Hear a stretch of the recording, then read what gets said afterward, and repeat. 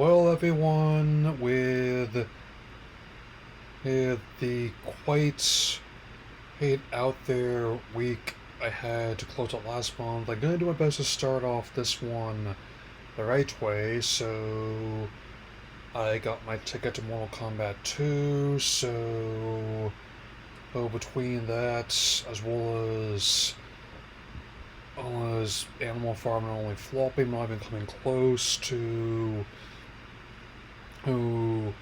reaching the heights of a Devil Wears Prada sequel of all things means means it is definitely not at all an issue for me to find other entertainments. And with that in mind, my look at that will be one of a few Mortal Kombat related videos we had this week, including our subject today. I spent this past weekend playing through the story mode. I even beat the first campaign. And so, depending on who asks, some people call it Super Mortal Kombat, others call it Mortal Kombat 12. And with that in mind, and I give you my thoughts on the post release on NetherRealm's Mortal Kombat 1. So let's begin.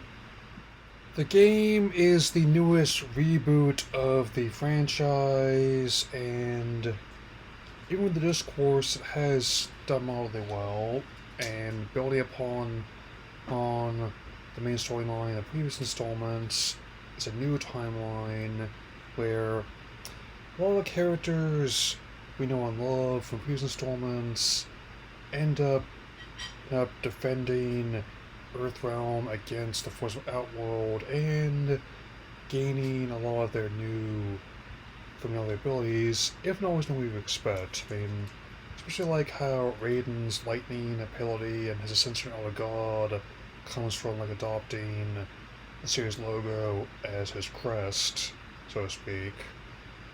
I will say that in many respects, the whole idea of Baraka and Melina's iconic mandibles coming from a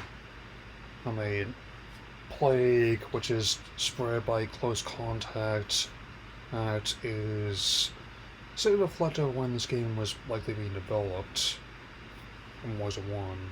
The whole mess surrounding the Switch port aside, hopefully a Switch 2 version can rectify some of these issues.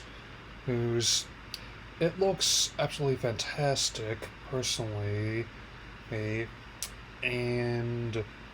the control is of course responsive and tight as I would expect a good fighting game to be. And whether you're a relative newcomer to the franchise or have been playing for a long time like I have, it'll definitely test your might in ways of one. Even with no difficulty settings, it definitely provides a solid round challenge. I'm able to hold my own against familiar opponents, such as Scorpion, Sub-Zero, and Shang Tsung. It's some of the variations from different timelines that end up being a bit tougher to handle. Even though this is technically like a rental, I definitely intend to get the full version and the definitive upgrade which basically like our ultimate was what I'm waiting for, which has all the extra story components, all the especially the fatalities, is just definitely to work on how I'll pull them off personally.